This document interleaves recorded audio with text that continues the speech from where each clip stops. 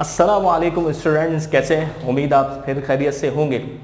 बेटा आज जो हमारा लेक्चर है वो डेप्रिसिएशन के मेथड्स पर है कि हमें ये बात समझानी है कि हमारे पास जो डेप्रिसिएशन है उसमें कितने मेथड्स हैं। जैसे मैंने लास्ट लेक्चर में बात आपको क्लियर करी थी कि हमारे पास डेप्रिसिएशन के 5 मेथड हैं।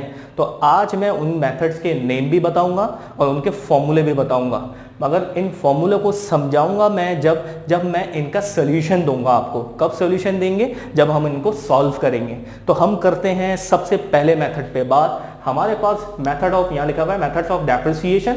नंबर 1 हमारे पास सबसे पहला जो मेथड होता है वो स्ट्रेट लाइन मेथड है। स्ट्रेट लाइन कंडीशन वाइज जो है वो इसका नाम भी बाकायदा कभी तब्दील होकर आता है। इसको फिक्स इंस्टॉलमेंट मेथड भी कहते हैं। तो इसका फॉर्मूला क्या है?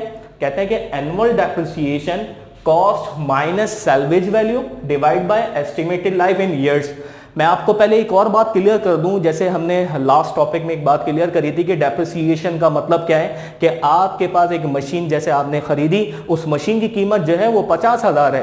आप यकीनन 2 साल या 3 साल उसको इस्तेमाल करके मार्केट लेके जाते हैं तो मार्केट में अब उसकी कीमत 30,000 आपको मिलती है। तो इसका मतलब हुआ ये 20,000 रुपए से कम हुई, और ये 20,000 की कमी ही को हम यहां पर डेप्रिसिएशन का नाम देते हैं। तो हमें यही 20,000 रुपए बाकायदा कैलकुलेट करने हैं। तो इसकी कैलकुलेशन के लिए जो 5 मेथड हैं, तो उस 5 मेथड में से पहला मेथड स्ट्रेट लाइन है। तो हमें वही 20,000 कैलकुलेट करना है, पर मेथड जो है वो अप्लाई जो होगा वो इस तरह होगा। इसका फॉर्मूला ये नाम से मेंशन करेगा सवाल में कि आप कौन से मेथड से हमें डेप्रिसिएशन को कैलकुलेट करके आप जो है वो हमें दिखाएंगे। तो वो भी कहेगा जब स्ट्रेट लाइन, तो हम यहां पर इसका फॉर्मूला अप्लाई करेंगे। ये एनुअल का वर्ड इसलिए अप्लाई किया गया कि आपका जो डेप्रिसिएशन का फॉर्मूला इस्तेमाल किया जाता है वो हमेशा 1 साल के लिए इस्तेमाल किया जाता है। क्यों? क्योंकि डेप्रिसिएशन की कंपनी जो क्लोजिंग पीरियड के टाइम इसकी कैलकुलेशन करती है, और अक्सर आपके जो क्वेश्चंस आते हैं वो दिसंबर में इसकी क्लोजिंग की जाती है। तो जो दिसंबर में इसकी क्लोजिंग की जाती है, तो इसी वजह से यहां पर वर्ड इस्तेमाल होता है एनुअल डेप्रिसिएशन। जब भी फॉर्मूला इस्तेमाल होगा वो साल के लिए होगा। कभी कभी इसमें फ्रैक्शन अप्लाई करना होगा, वो सॉल्यूशन में बाद इंशाल्लाह हम क्लियर करेंगे। तो कंडीशन क्या है? Annual depreciation. फॉर्मूला क्या है? कहते हैं कि कॉस्ट माइनस सैल्वेज वैल्यू। अच्छा, सवाल के अंदर आपके पास कॉस्ट कभी गिवन होगी और कॉस्ट कभी गिवन नहीं होगी। कॉस्ट को कभी आपको कंप्यूट करके दिखाना होगा। इसकी भी यकीनन सी बात है, एक कंप्यूटेशन है वो भी यकीनन समझाई जाएगी। आपके सवाल में हमेशा सैल्वेज वैल्यू गिवन होगी और आपके सवाल में हमेशा लाइफ गिवन होगी। आपको इन दोनों की कोई कैलकुलेशन नहीं करनी होगी, डायरेक्टली आप इस पर अप्लाई करेंगे। कॉस्ट को कभी कैलकुलेट करना होगा और कभी नहीं, वो सवाल की सिचुएशन पर बात होगी। वो यकीनन जब आगे बात आएगी इंशाल्लाह डिस्कस कर लेंगे। अच्छा, बात क्या है? सैल्वेज वैल्यू किसे कहा गया? सैल्वेज वैल्यू कहते हैं उर्दू में, इसके मीनिंग है कबाड़ की कीमत। क्या मतलब? एक मशीन अगर आप खरीदते हैं उसकी कीमत 1,50,000 है, और उसके लिए बताया गया भाई ये जो मशीन आपने खरीदी है 1,50,000 से, इसकी जो लाइफ है वो बाकायदा 10 साल है। तो अब आप कहते हैं 10 साल का मतलब क्या हुआ कि 10 साल ये मशीन चल सकती है और इसका डेप्रिसिएशन जो है वो 10 साल तक आप कैलकुलेट करेंगे। तो हम क्या करते हैं, हमारे पास formula cost minus salvage value क्यों किया जा रहा है? अगर एग्जाम्पल के तौर पर एक मशीन 1,50,000 की है, तो अगर सवाल के अंदर बात मेंशन होगी कि आपकी सैल्वेज वैल्यू 30,000 है। सैल्वेज वैल्यू का मतलब आपने उस मशीन को पूरे 10 साल इस्तेमाल किया। इस्तेमाल करने के बाद जब आप उसको मार्केट में बेचने के लिए जाएंगे, जिसको कबाड़ की कीमत के तौर पर, तो आपको 30,000 यकीनन सी बातें मिलेंगे। तो डेप्रिसिएशन जो कैलकुलेट होता है वो सिर्फ और सिर्फ किसके लिए? 1,20,000। तो हम ये कहते हैं कि straight line fix installment method होता है।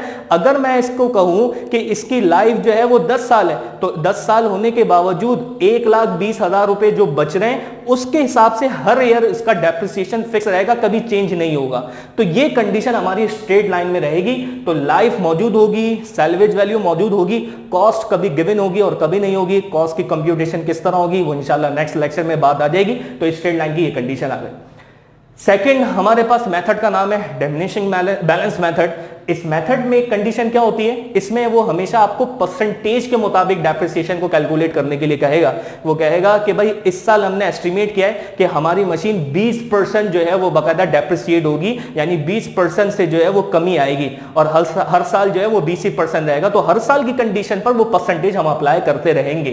तो उसका तरीका क्या है? इसके लिए फॉर्मूला इस्तेमाल होता है annual depreciation cost multiply given rate. Given rate का मतलब परसेंटेज, कॉस्ट वही बात जैसे समझाई ऊपर भी कि कॉस्ट कभी गिवन होगी नहीं होगी, तो यकीनन सी बात है कंप्यूट करके निकाल लिया जाएगा। रेट आपके पास मौजूद होगा, तो रेट की कंडीशन आपके पास वो 20% कहे, वो कंपनी खुद एस्टिमेट करती है, वो 30% हो, तो उसको आप बाकायदा इस परसेंटेज को कॉस्ट से मल्टीप्लीकेशन देंगे, जो भी अमाउंट आएगा वो आपके लिए डेप्रिसिएशन कहलाएगा।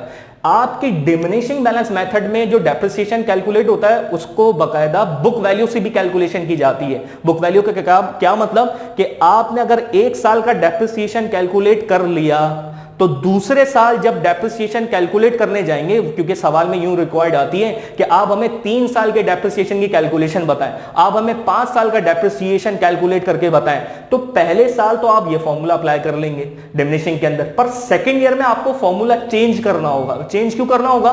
क्योंकि डिमिनिशिंग के रूल हैं वो ये कहते हैं कि आपने जो पहले साल का डेप्रिसिएशन कैलकुलेट कर लिया, पहले उसको माइनस करवाया जाए, देन फिर उस पर फिर परसेंटेज लगाई जाए। तो जब भी यहां पर लिखा हुआ है annual depreciation cost minus updated allowance for depreciation, कहते हैं कि आप पहले कॉस्ट में से माइनस करेंगे जो प्रीवियस आप डेप्रिसिएशन कैलकुलेट कर चुके होंगे उसको, फिर आप इस पर क्या अप्लाई करेंगे? परसेंटेज अप्लाई करेंगे, देन फिर आगे की कंडीशन डेप्रिसिएशन किस तरह आएगी।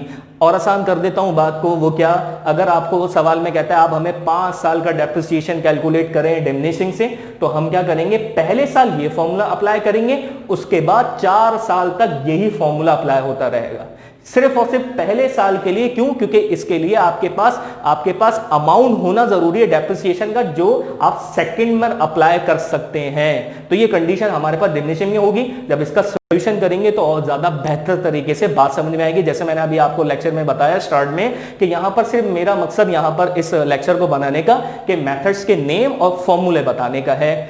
कंडीशन हमारे पास थर्ड मेथड है working hours method. Working hours method में क्या बात होती है? जैसे एक मशीन है और एक मशीन जो है वो 1 साल चली, 2 साल, तो यहां पर वो ये कहते हैं कि एक मशीन जो है वो हमारी 4000 घंटे चली, तो वो कहते हैं कि आप हमें 4000 घंटों का डेप्रिसिएशन बताएं। दूसरे साल यही मशीन जो है वो हमारी 3000 घंटे चली, तो आप हमें उस 3000 घंटों का डेप्रिसिएशन बताएं। तो इसका मतलब हुआ कि आवर्स के मुताबिक हमें यहां पर डेप्रिसिएशन की कैलकुलेशन करनी होती है। यानी 3000 घंटे चलने के बाद ये मशीन कितने अमाउंट से कम हो रही है, 4000 घंटे चलने के बाद ये मशीन कितने अमाउंट से कम हो रही है, तो तमाम कैलकुलेशन इसकी हम यहां पर अप्लाई करेंगे। तो इसको वर्किंग आवर मेथड कहा गया। फॉर्मूला क्या है? जब तक आप ये 4000 घंटों का या 3000 घंटों का डेप्रिसिएशन अप्लाई नहीं कर सकते, जब तक आपके पास क्या ना हो, जब तक आपके पास डेप पर आवर ना हो। यानी आपको यही नहीं पता हो कि 1 घंटे चलने के बाद कितने अमाउंट से डेप्रिसिएट हो रही है। अगर आपको यह पता चल जाए एग्जाम्पल 5 रुपए 1 घंटा चलती है मशीन, 5 रुपए से कम होती है, तो आपको अगर वो कह रहा है कि इस साल 3000 घंटे चली है, तो आप क्या करेंगे? उस 5 रुपए को 3000 से मल्टीप्लाई करवाएंगे, आपके पास डेप्रिसिएशन आ जाएगा। तो इस वजह से पहली कंडीशन यानी पहला फॉर्मूला डेप पर आ रहा है। इसका फॉर्मूला क्या है? Cost minus salvage value divide क्या कहते हैं? Estimated life in hours. यहां देखिए ये लिखी हुई है स्ट्रेट लाइन में एस्टिमेटेड लाइफ इन ईयर्स, क्योंकि यहां डेप्रिसिएशन की कैलकुलेशन ईयर्स पर की जा रही है, यहां पर डेप्रिसिएशन की कैलकुलेशन आवर्स पर की जा रही है। तो इस वजह से वो यहां पर इसकी लाइफ भी आवर्स के मुताबिक बताएगा। वो कहेगा ये मशीन 40000 घंटे चल सकती है, उस 40000 घंटों में से पहले साल 3000 घंटे चलाए, कह रहा उस 3000 का डेप्रिसिएशन बताए। तो इस वजह से यहां पर एस्टिमेटेड लाइफ जो है वो आवर्स की इस्तेमाल करेंगे। जब भी वर्किंग आवर्स आएगा तो लाइफ भी आवर्स की इस्तेमाल होगी, जब भी स्ट्रेट लाइन होगा तो लाइफ ईयर्स की इस्तेमाल होगी। तमाम चीजें आपको सवाल में गिवन होगी, कोई इसकी आपको कैलकुलेशन नहीं करनी होगी। फॉर्मूला यही रहेगा cost minus salvage value divide by estimated life in hours. इस फॉर्मूले से डेप पर आवर पता चला, जैसे अभी मैंने आपको एग्जांपल दी, 5 रुपए आपका डेप्रिसिएशन आया। अब आपको वो खुद बताएगा इस साल आपकी मशीन ने 3000 घंटे जो है, इस साल जो मशीन है वो 3000 घंटे जो है वो यूज की गई है। तो हम क्या करेंगे?